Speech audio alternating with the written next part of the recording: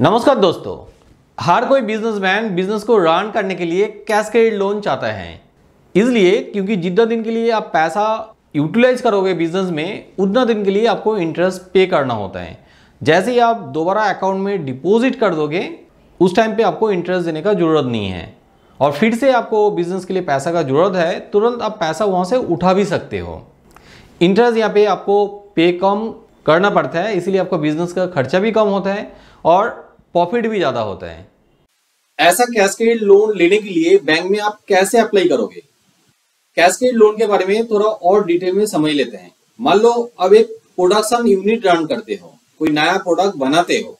नया प्रोडक्ट बनाने के लिए आपको रॉ मटेरियल परचेस करना पड़ता है, वहाँ पे आपको इलेक्ट्रिसिटी भी खर्च करना होता है, लेबर का सैलरी पे करना होता है, ओएजेस देना पड़ता है। माल सेंड करने के लिए थोड़ा बहुत मार्केटिंग का कॉस्ट भी आता है और ट्रांसपोर्टेशन कॉस्ट भी हो सकते हैं। ये जो डे टू डे आपका एक्सपेंडिचर है, इसको वर्किंग कैपिटल बोलते हैं। और बैंक इस वर्किंग कैपिटल का नीड फुलफिल करने के लिए कैस्केड लोन देते हैं। मगर कैस्केड लोन आप जितना चाहे उतना नहीं मांग सकते हो और मिलेगा भी नहीं। आरबीआई का गाइडलाइन के हिसाब से आपका जितना टर्नओवर है, उसका अंदर में 20% मिलेगा। हमारे पास बहुत सारे कस्टमर्स आते हैं, ज्यादातर कस्टमर ये बोलते हैं कि मेरे को 50 लाख लोन कर दो, 1 करोड़ लोन कर दो। मगर जब मैं कस्टमर को पूछते हैं, सर आपने जो लोन मांग रहे हो वो तो आपको मिलेगा, मगर आप बताइए आपका जो आईटीएफ फाइल में टर्नओवर दिखा है वो कितना है। तब बताते हैं कि मेरा टर्नओवर 1 करोड़ है या तो 2 करोड़ है। मगर इसके अंदर में आपको 20% ही मिलते हैं। इसके मतलब आपका 1 करोड़ का टर्नओवर होगा तो 20 लाख आपको कैस्केड लोन मिलेगा। मगर आपका 50 लाख का लोन जरूरत होता है आपका बिजनेस को रन करने के लिए, तो आप बाकी का पोर्शन आप टर्म लोन ले सकते हैं। जैसे कि आपको मशीनरी खरीदना है या तो आपका फैक्ट्री सेटअप बनाना है, तो उस केस में आप टर्म लोन लेके नीड फुलफिल कर सकते हो। कभी कभी कस्टमर ये भी बोलते हैं कि मैंने तो 1 करोड़ का सेल्स आईटी फाइल में दिखाया हूँ, मगर एक्चुअली में मेरा 2 करोड़ का सेल्स है। मगर एक बात समझ लीजिए, अब जितना आईटी फाइल में दिखाया है उतने के लिए आपको लोन मिलेगा, ना कि आपको सच में जितना सेल्स है। अब जितना सेल्स है उतना दिखाना शुरू कर दीजिए, आपको पूरा का पूरा लोन मिल जाएगा। कैस्केड लोन अमाउंट कैलकुलेशन करने के लिए बैंक और भी एक तरीका फॉलो करते हैं। मान लो अब जो प्रोडक्शन यूनिट रन कर रहे हो, वहाँ पे कैश पैसे से पहले आप रॉ मटेरियल खरीद लिया है। रॉ मटेरियल खरीदने के बाद प्रोडक्शन आप कर रहे हो, उसमें भी कुछ टाइम लग रहा है। उसके बाद फिनिश गुड रेडी हो रहा है, मगर फिनिश गुड रेडी होने के बाद आपने सेल भी किया है, सेल करने में भी थोड़ा टाइम लग सकता है। और डिलीवरी देने के बाद हो सकता है जिन्होंने परचेस किया है उन्होंने 10-15 दिन और भी टाइम लगा दिया है पूरा पैसा पेमेंट करने में। ये जो वापस आपको कैश मिल जाता है, इसमें थोड़ा टाइम लग जाता है। हो सकता है ये पूरा सर्कल कंप्लीट होने में आपको 45 डेज टाइम लग चुका है। और यहाँ पे जितना सारा आपका वर्किंग कैपिटल लगा है उसको देखिए बैंक आपको कैस्केड लोन दे सकते हैं। ये पूरा वर्किंग कैपिटल जितना आपका यहाँ पे यूटिलाइज हुआ है, 100% बैंक फंडिंग नहीं करते हैं। बैंक इसके अंदर में 80% फंडिंग करता है। यहाँ पे 20% मार्जिन आपका होना चाहिए। कैस्केड लोन के लिए आप बैंक में अप्लाई करना चाहते हो, मगर ये भी देखना है आपका एलिजिबिलिटी है कि नहीं, क्योंकि बैंक हर किसी को कैस्केड लोन नहीं देता है। सैलरीड कस्टमर है तो कैस्केड लोन के लिए अप्लाई नहीं कर सकते हैं। तो लोन एप्लीकेशन करने से पहले एक बार देख लीजिए आपका एलिजिबिलिटी है कि नहीं। कैस्केड लोन एलिजिबिलिटी सबसे पहले जो मैं बता रहे थे, आपको बिजनेस ओनर होना पड़ेगा। Sole proprietorship company, partnership company, LLP and private limited company में भी कैस्केड लोन देते हैं। मिनिमम एज 25 इयर्स होना चाहिए। इससे थोड़ा कम एज हो, यानी कि 24 इयर्स एज है, तो उस केस में भी कैस्केड लोन कुछ कुछ बैंक दे देते हैं। बिजनेस आपका 3 साल पुराना होना चाहिए। मुद्रा लोन का केस में 1 साल का पुराना बिजनेस में भी ये वर्किंग कैपिटल लोन मिल जाता है। मगर ज्यादातर बैंक मिनिमम 3 साल का पुराना बिजनेस होता है तभी ये कैस्केड लोन प्रोवाइड करते हैं। फाइनेंशियल स्टेटमेंट जैसे कि balance sheet, profit and loss account, ITR, ये सारा डॉक्यूमेंट्स भी आपको चाहिए होगा लोन लेने के लिए। कोलैटरल के हिसाब से आपका जो स्टॉक्स है वो सिक्योरिटी के हिसाब से ले लेते हैं। कुछ कुछ केस में एडिशनल कोलैटरल लेता है, जैसे कि मशीनरीज। और ज्यादा बड़ा लोन अमाउंट होगा तो वहाँ पे एडिशनल कोलैटरल भी मांगता है, जैसे कि आपका हाउस प्रॉपर्टी, फैक्ट्री, इस टाइप का प्रॉपर्टी मॉर्गेज के हिसाब से मांगते हैं। मगर आपका लोन अमाउंट 3 लाख से कम होगा तो उस केस में आपको कोई एडिशनल कोलैटरल देने की जरूरत नहीं है। सीजीटीएमएसी लोन जहाँ पे 5 करोड़ का लोन मिलता है, वहां पे भी 25% तक गारंटी नहीं मिलता है। इसलिए किसी ने 5 करोड़ का लोन ले रहा है तो उस केस में बैंक चाहते हैं कि एडिशनल कोलेटरल वहां पे मिले।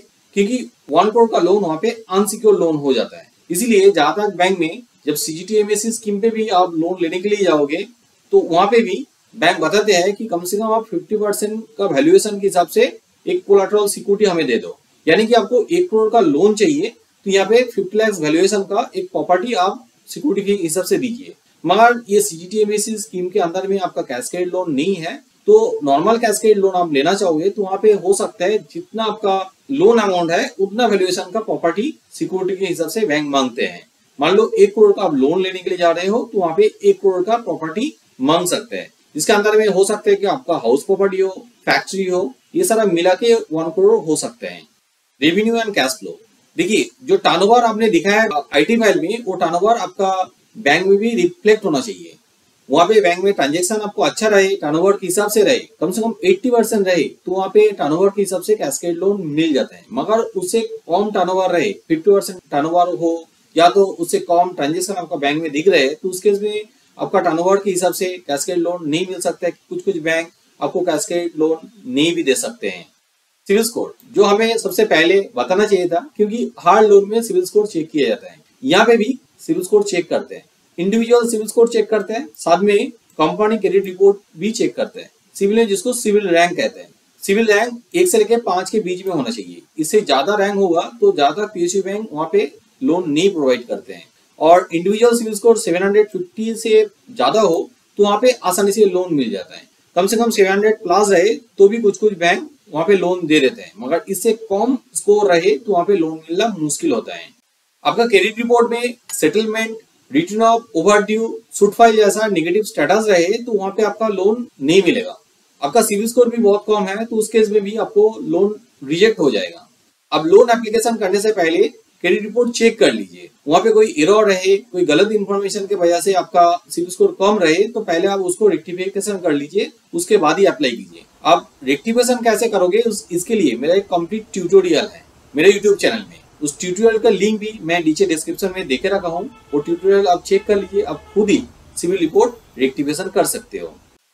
कैस्केड लोन अप्लाई करने के लिए क्या क्या डॉक्यूमेंट्स आपको देना पड़ेगा। डॉक्यूमेंट्स को मेजरली मैं 3 पार्ट में डिवाइड किया हूँ, जैसे कि KYC documents, income proof, property documents. आपको एडिशनल कोलैटरल नहीं देना पड़े तो वहां पे प्रॉपर्टी डॉक्यूमेंट्स देने का जरूरत नहीं है, सिर्फ आप KYC डॉक्यूमेंट्स और इनकम प्रूफ को देना होगा। मगर एडिशनल कोलैटरल के लिए बैंक मांगे तो वहां पे आपको प्रॉपर्टी डॉक्यूमेंट्स भी देना पड़ेगा। पहला था KYC डॉक्यूमेंट्स, ये आपको जरूर पता होगा। यहाँ पे पैन कार्ड देना है, आधार कार्ड देना है और कोई भी एक एड्रेस प्रूफ देना है। एड्रेस प्रूफ के अंदर में voter ID card, driving licence, passport, नहीं तो आप इलेक्ट्रिसिटी बिल भी दे सकते हैं, आपका खुद का नाम पे इलेक्ट्रिसिटी बिल रहे तो। और साथ में आपको पासपोर्ट साइज फोटो देना होगा। इसे प्रॉपर्टी कंपनी के लिए देना है ऐसा नहीं है, आपका कंपनी पार्टनरशिप है तो पार्टनर्स के लिए ये सारा डॉक्यूमेंट्स देना होगा। प्राइवेट लिमिटेड कंपनी के लिए जो डायरेक्टर्स है, डायरेक्टर्स को ये सारा डॉक्यूमेंट्स देना होता है।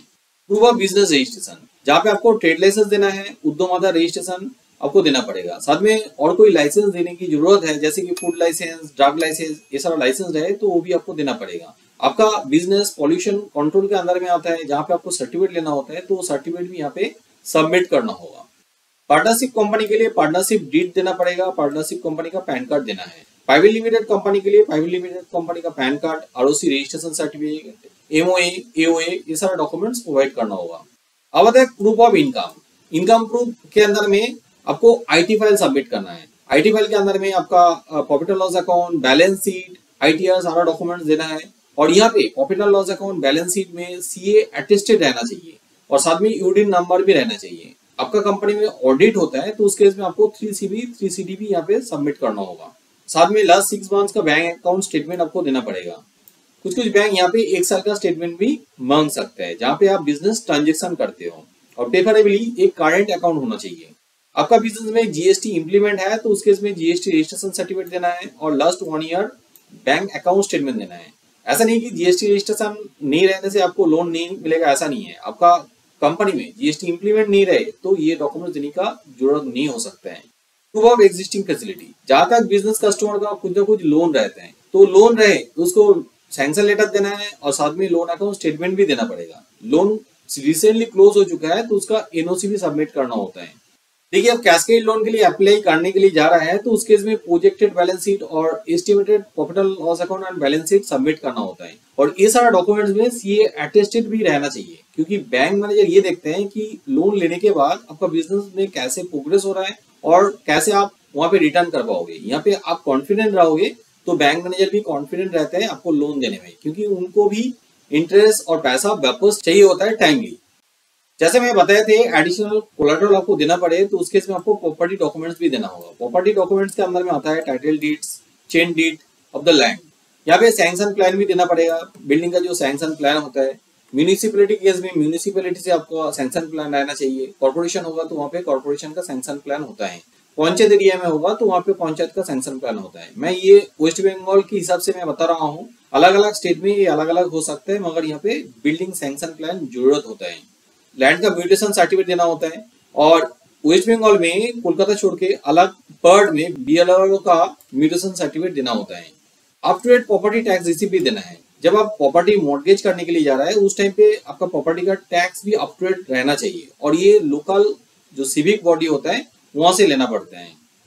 अब आता है लोन अब कैसे अप्लाई करोगे। देखिए, लोन के लिए आप ऑनलाइन में एप्लीकेशन कर सकते हो और बैंक में विजिट करके भी कर सकते हो।